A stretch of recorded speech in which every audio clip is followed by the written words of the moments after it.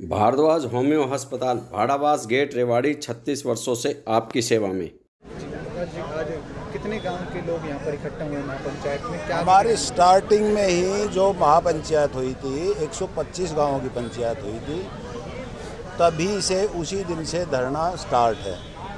अध्यक्ष जी रोहतास जी की अध्यक्षता में ये धरना स्टार्ट है। सरकार से कई बार मीटिंगें हुई, डीसी साहब से मीटिंगें हुई, सीएम से मीटिंगें हुई, सांसद जी से मीटिंगें हुई, सब ने आश्वासन दिया। विधानसभा में भी मुद्दा उठा, विधानसभा में झूठ बोलते हैं। अब भाई हम सुप्रीम कोर्ट का आदेश है, सुप्रीम कोर्ट का आदेश है हरियाणा में अपना कानून बनाओ ना। पब्लिक हमारी मरने लग रही है, तुम कानून बनाने के लिए हमने चुन के भेजे थे। अगर तुम कानून नहीं बनाओगे पब्लिक की सेवा के लिए तो क्यों बैठे हो वहाँ, क्यों विधानसभा चला रहे हो? हरियाणा में हरियाणा की चलनी चाहिए ना। अब वो बहाना बना रहे हैं विधानसभा में हमारी चलती नहीं, ऐसे कैसे काम चलेगा? पब्लिक यहाँ मरने लग रही है, ज़बरदस्ती ज़मीनें खोसी जा रही है, तो ऐसे तो होने वाला नहीं है। पूरा इलाका अब एकजुट हो चुका है और तभी हम ज़मीन में नहीं घुसने देंगे। चाहे इन्होंने अवार्ड कर लिया, चाहे मुआवजा दे रहे हैं, हम ना मुआवजा लेंगे ना ज़मीन में घुसने देंगे। ये हमारा लास्ट डिसीजन है पूरे इलाके का। अब 1 बजे के बाद क्या कुछ? 1 बजे के बाद हम मीटिंग करेंगे, पूरी पंचायत अपनी बैठ के, और जो डिसीजन लेंगे उसमें हम सख्त से सख्त डिसीजन लेंगे। इस प्रधान कासन से कमेटी के अंदर हमारे किसान भाई भी होने चाहिए। उस कमेटी जो कमेटी बनाई जाए डिसीजन ले, यानी सरकार के दो अधिकारी सरकारी सारे बैठे हो तो कुछ मनवाओ लेंगे। बाकी हम पहले ही सरकार ने बहुत उजाड़ दिए। हमारी इधर से सारी टोटल ज़मीन जाने के बाद में सिर्फ एक टुकड़ा बचा, ना कोई सरकार ने रोज़गार दिया हमारे लिए। आज हमारे बच्चे जो है क्रिमिनल होते जा रहे हैं, क्योंकि ना कोई रोज़गार है ना कुछ और है, तो बच्चे क्या करेंगे?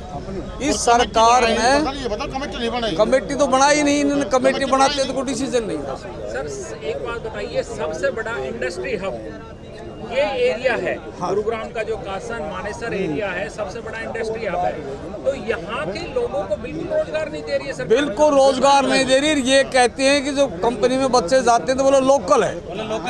लोकल क्या कोई आसमान से पड़े हैं? डिप्टी सीएम साहब तो कह रहे थे कि 75% आरक्षण है। झूठ है, सब झूठ बोल रहा है। सीएम, डिप्टी सीएम भी सारे झूठे हैं। जो भी बच्चा जाता है ये कह देते लोकल है, जाओ महेंद्रगढ़ का ले लेगा, हिसार रोहतक के वाले ले लेंगे। और सुनो, रोहतक हिसार वालों ने मारुति के अंदर जब ये कांड किया था, इन मारुति वाले के अफसर को उठाएगा भट्टी में झोंक दिया था अग्नि के अंदर।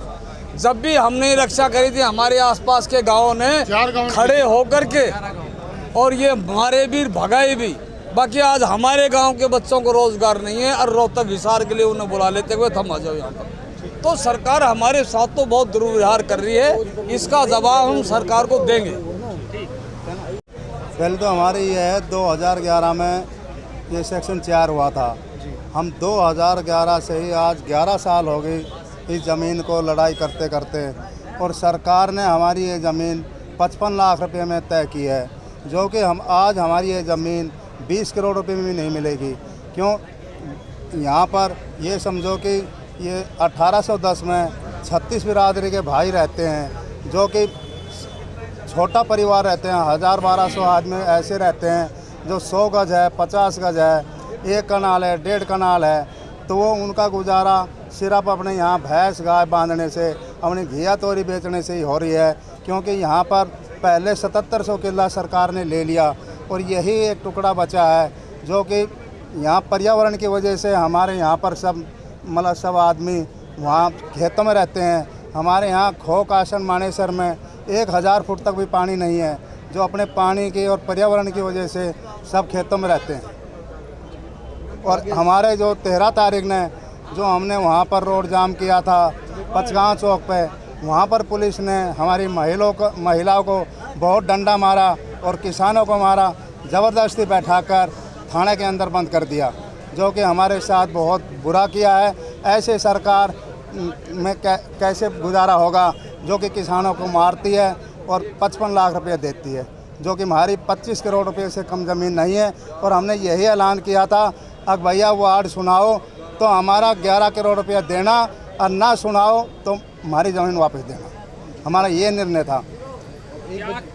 क्या कहेंगे आप कि सरकार ऐसा दुर्व्यवहार क्यों कर रही है? ऐसा दुर्व्यवहार नहीं कर रही है क्योंकि ये ज़मीन आज ये समझो सुनना है और ये सोच रहे हैं कि भाई मुख्यमंत्री जी हमने कहा था अब भाई ये ज़मीन को आप छोड़ दो, छोटा टुकड़ा है।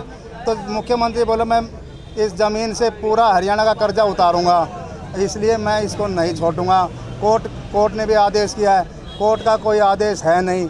कोर्ट ने ये कहा था भाई कमेटी वाली बनाओ और जब सेक्शन 6 करो, ज़बरदस्ती 6 कर दिया 2020 में, कोई कमेटी नहीं बनाई। और हमारी तो ये है अब भाई मतलब सोच रहा है कि भाई ज़मीन को जल्दी ले लो और हरियाणा का कर्जा उतार दो। खुद मुख्यमंत्री बोले भाई ज़मीन तो 7-8 करोड़ रुपया की है पर कोर्ट का आदेश है, कोई कोर्ट का आदेश नहीं है, बिल्कुल झूठ बोलते हैं। क्या कहते हैं मुख्यमंत्री? आप मिले मुख्यमंत्री से? मिले मुख्यमंत्री, हम 2 बार मिल लिए। क्या कहते हैं वो ये कह रहा है कोर्ट का आदेश है, कोर्ट का कोई आदेश नहीं। कोर्ट का ये आदेश है पहले कमेटी बनाओ, कमेटी बना के ना जब किसान राजी हो जब सेक्शन 6 करो, ये कोर्ट ने वो किया था। हमारी मतलब यहाँ पर सुप्रीम कोर्ट में तारीख है, हाई कोर्ट में भी तारीख है, उससे पहले ही डिसीजन मतलब सुना दिया अपने वार्ड का। क्योंकि आज भी ये कहा गया था सीएम साहब ने कि भी मैं मीटिंग करूंगा, तुम्हारे से बात करूंगा और उसके बाद में कोई डिसीजन लेंगे अवार्ड का, लेकिन ना कोई मीटिंग हुई, ना कोई बुलावा आया और उससे पहले ही अवार्ड कर दिया गया है। ये जाती है सरेआम। सर आज अध्यक्षता आप कर रहे हैं महापंचायत की, क्या कुछ प्लानिंग की जा रही है?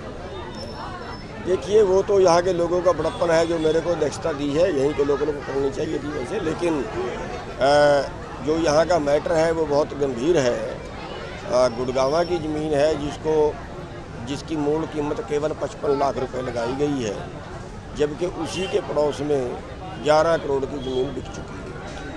और यहाँ पे ऐसा भी उदाहरण है कि 2020 में 1 एकड़ में कुछ हिस्सा रेलवे ने एक्वायर किया था इसी ज़मीन से, उसके 1 करोड़ 94 लाख उसकी मूल कीमत मानी गई और उसी खेत का दूसरा हिस्सा जो बचा उसकी 55 लाख कीमत मानी गई। मतलब जो है वो एक तरह से सरकार अपनी ताकत का दुरुपयोग करके ये ज़मीन किसानों से छीन रही है, ना के मोल ले रही है। तो ये एक तरह से इसको मॉडर्न डकैती भी कह सकते हैं। तो ये किसी हालत बर्दाश्त नहीं की जाएगी। अभी 1 बजे तक का टाइम सरकार को दिया है कि सरकार कोई बातचीत करना चाहती है, हम सुलटाना चाहते हैं मामले को। सीएम साहब से भी इन्होंने कल मीटिंग कराने की बात की थी, कल लेडीज साहब यहाँ पे आए थे, तो लेकिन अभी कोई बात उन्होंने नहीं कराई है, जबकि सीएम साहब रात से यहीं पे हैं, तो कोई उन्होंने मीटिंग नहीं कराई है। तो इसलिए मजबूरी होगी कोई कड़ा कर सकता है। 2 बजे के आसपास जो है वो कुछ हो जाएगा, अकाउंट में पैसे आने की बात की जा रही है जी। 2 बजे के बाद जो है 2 बजे के बाद क्या करने वाले हैं? देखिए कुछ भी फैसला है तो पंचायत ने लेना है। अभी 1 बजे तक का टाइम हमने सरकार को दिया है कि अगर वो बातचीत करना चाहते हैं तो बस।